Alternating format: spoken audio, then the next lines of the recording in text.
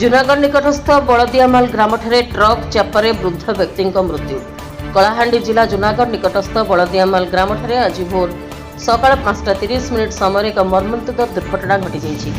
सूचना अनुसार जूनागढ़ पटु एक माल बोझी तमिलनाडु नंबर ट्रक तथा गाड़ी नंबर TS 08 UE 8838 गाड़ी बलदियामाल नवरंगपुर रास्ता दे जाउथबा बेले बलदियामाल छकठारे एक वृद्ध व्यक्ति साइकेल जोगे आसुथबा बेले ट्रक एवं साइकेल मुहांमुही दुर्घटना होइतबा जणा पड़िछि।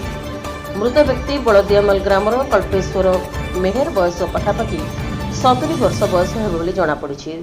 दुर्घटना स्थल रे उपस्थित थिबा लोके कहिबा अनुसार एही माल बोझेई ट्रकटी द्रुत गति रे थिबा बेले वयस्क वृद्ध व्यक्ति ट्रक सहित आमना सामना हो जाइथिबार देखिबाकू पाइथिले। फल ट्रक ड्राइवर ट्रक को कंट्रोल करि पारि नथारु वृद्ध व्यक्ति उपरे ट्रकटी चढ़ी जाइतिला एवं घटनास्थल रे तांकर मृत्यु घटितिला।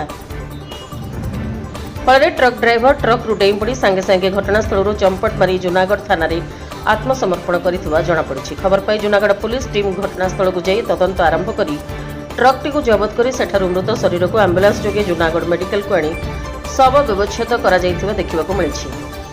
एने मृत व्यक्ति पुओ रंगा मेहर को पचारू सबु तथ्य आम रिपब्लिक ओडिशा कैमरा सामने कही बेले जदि गाड़ी मालिक आमको आमर क्षतिपूरण नदेव ताहले जूनागढ़ जयपुर मुख्य रास्ता रोक हेबो बोली मत प्रकाश करथिले। एने जूनागढ़ पुलिस एक मामला रुजु करी अधिक तदंत आरंभ करने निमंते जूनागढ़ पुलिस टीम मत प्रकाश करथिले।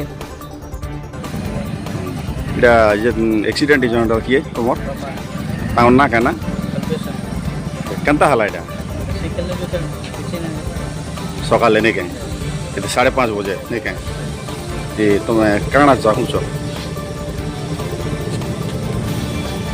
क्षतिपूरण दाबी ने कहना कर कलाहांडी जूनागढ़ विजयभूषण दंडसेना रिपोर्ट रिपब्लिक ओडिशा साधारण लोकों स्वर।